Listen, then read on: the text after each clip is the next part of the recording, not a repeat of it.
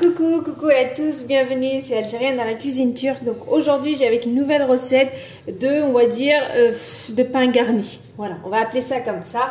Donc moi je veux dire matloua garni, donc à ma façon.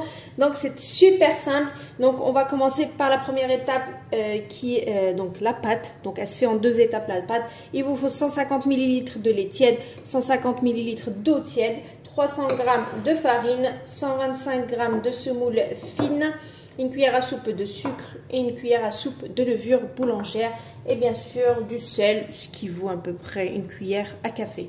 Donc la première étape de cette pâte là, je vais la faire au blender, c'est pour ça que je vous ai dit, voilà, ça se fait en deux étapes. Donc là j'ai pris mon blender et dans un premier temps, dans le blender on va mettre ce qui est liquide, donc le lait et l'eau. Donc ça fait à peu près 300 ml, hein, 150. On va mettre le sucre, la levure boulangère. Donc le sucre, la levure boulangère et je vais rajouter la semoule. Dans un premier temps, c'est tout ce que je vais mettre. Le sel et la farine, ça sera tout à l'heure dans la deuxième étape.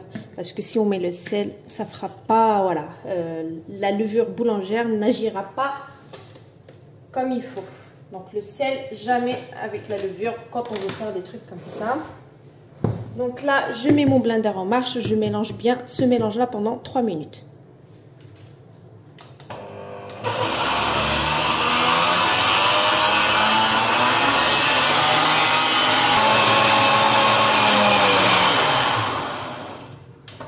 Voilà, donc j'ai mélangé mon mélange pendant 3 minutes.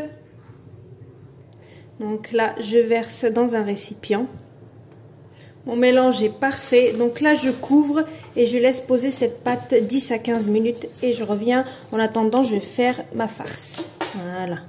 On rajoutera tout à l'heure.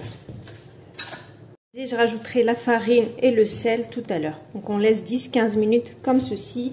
En attendant, moi je vais faire ma farce. J'ai pris de l'oignon. Voilà.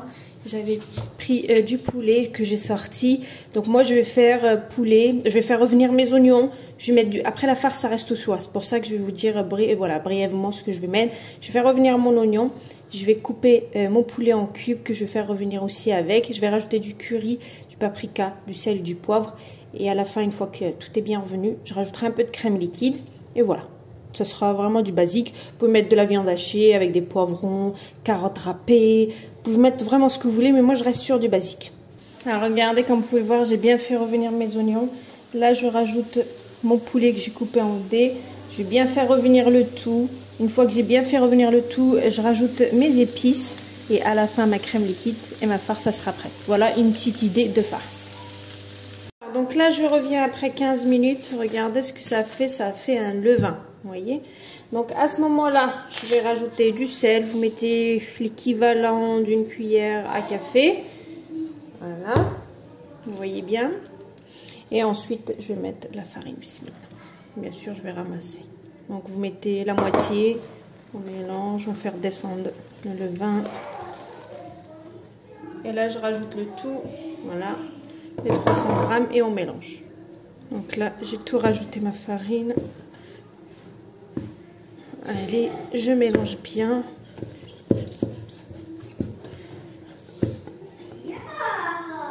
Donc vous voyez, elle est vraiment pratiquement parfaite. Regardez, elle me colle juste un petit peu. Mais vu que je vais la travailler un petit peu sur le meuble, je vais juste saupoudrer voilà, ma partie, mon plan de travail avec un peu de farine. Vous voyez, j'ai saupoudré et je vais la travailler juste un petit peu. Je rajoute pas beaucoup de farine. Donc là, je vais pas rajouter beaucoup de farine. Donc en même temps, je me nettoie les mains. Et puis là, on va la travailler juste un petit peu. Je vais pas la pétrir, mais juste histoire que tous les ingrédients sont bien rentrés dedans. Vous voyez, j'ai juste saupoudré. Hein. Attention, vous rajoutez pas parce que la, comment dire, tout le grammage que je vous ai donné voilà, des ingrédients, il est juste parfait. Donc là, j'ai juste saupoudré histoire de pouvoir rentrer en fait et que ça colle pas trop dans les mains. Donc je travaille. Donc voilà, je l'ai travaillé un petit peu, elle est parfaite, elle est un petit peu collante, mais c'est tout à fait normal si on veut avoir un bon résultat. Donc voilà, je l'ai travaillée, je la remets ici et je la laisse reposer encore 20 minutes. Une fois 20 minutes passées, je viens, je coupe mes bâtons. J'essaye de leur donner une petite forme. et le laisser encore reposer. Voilà. Plus la pâte elle se repose, à chaque manipulation, il faut laisser reposer. Je reviens après 20 minutes, vous voyez, elle a un petit peu pris de volume. Donc là, je vais prendre ma pâte, je vais faire un espèce de long boudin. Voilà, donc je vais l'ouvrir. Et je vais venir couper donc ce boudin-là en 11, voilà, en 11 voilà, petits bouts comme ça. Donc une fois que j'ai bien coupé mes petits bouts, donc là en fait, on va essayer de lui donner, vous savez, une forme de... Comme si on allait faire voilà, une baguette. Voilà, comme ça, vous voyez. Voilà. Donc là, et puis je pose ça sur un plat. Voilà, comme ceci. Ok. Donc vous voyez, je fais ça, je fais ça. Voilà, je refais ça et ça. En fait, j'essaye. Et puis, ça me fait comme si j'allais faire un panini ou un pain, vous voyez. Voilà. Une fois que j'ai fait mes petits bâtons comme ça, donc je vous ai montré la forme. Donc là, je les ai mis sur du papier. Je vais les couvrir comme ça 10 minutes. Au bout de 10 minutes, je reviens. Je me mouille juste un petit peu les mains d'huile et je vais les aplatir. Il faut qu'ils fassent ça à peu près. D'accord? Voilà. Je les agrandis en fait pour pouvoir les garnir à l'intérieur. Je laisse 10 minutes et je reviens vous montrer vite fait. Donc je reviens après les avoir laissés 10 minutes. Vous voyez, je me suis mouillée un petit peu avec de l'huile. Et là, en fait, je vais les agrandir. Voilà, vous les agrandissez un petit peu, histoire de leur donner une forme, voilà, le plus que vous pouvez. Donc, vous voyez, je leur ai donné, voilà, je les ai agrandis un petit peu au maximum que je pouvais. Là, je vais les recouvrir, je vais les laisser vraiment doubler de volume. Voilà, une vingtaine de minutes à peu près. Et ensuite, on va les faire cuire à la crêpière. Chaque bâton fait 65 grammes, je l'ai pesé. Comme ça, je les ai identiques. Comme vous pouvez le voir, regardez, j'ai déjà commencé la cuisson. Donc voilà, je les ai laissés 20 minutes à peu près. Donc là, vous les mettez. Regardez comment la cuisson elle est. Une fois que vous voyez que ça a cuit et au-dessus et en dessous, donc là, on va essayer de les mettre comme ça. Voilà, debout comme ça, histoire que ça cuit, vous savez, les rebords aussi. Voilà, et puis je vais faire cette étape-là, je vais tout faire cuire, bien sûr. Il faut que le feu il soit très bas, hein, parce que sinon la cuisson à l'intérieur, elle sera zéro, elle sera crue, d'accord?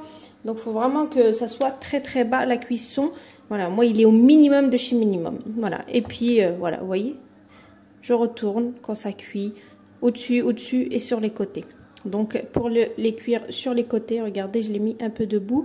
Il y a un truc qui cale derrière, mais voilà, d'accord? Voilà, je finis tout ça et je reviens. Je reviens, comme vous pouvez le voir, regardez, mes petits pains, je les ai cuits. Voilà, ça fait des petits pains comme ça. Regardez, c'est ouvert, c'est très bien cuit. Donc moi, je vais vous montrer ce que je vais faire. Donc je vais mettre de la samouraï en sauce. Vous pouvez mettre algérienne, ketchup, mayo, ce que vous voulez. Donc là, j'ai mis de la samouraï. Donc je vais prendre ma farce au poulet mariné que j'ai fait avec... voilà, que j'ai mis les épices, curry, tout. Et j'ai mis de la crème liquide. Et bien sûr, après, je mets du fromage. Je mets double fromage râpé et puis cheddar. Et après, vous mettez soit dans votre toast, soit dans votre poêle pour faire fondre le fromage. Donc, c'est vraiment limite des panini, quoi. Matlouh, panini à la rebeu. Regardez comme vous pouvez le voir. Donc, vu que le fromage, il faut le faire fondre. Donc, je mets un petit peu sur la poêle, histoire de faire fondre le fromage. En tout cas, tout est fait. Tout est garni, plus qu'à toaster, mais on toast au fur et à mesure.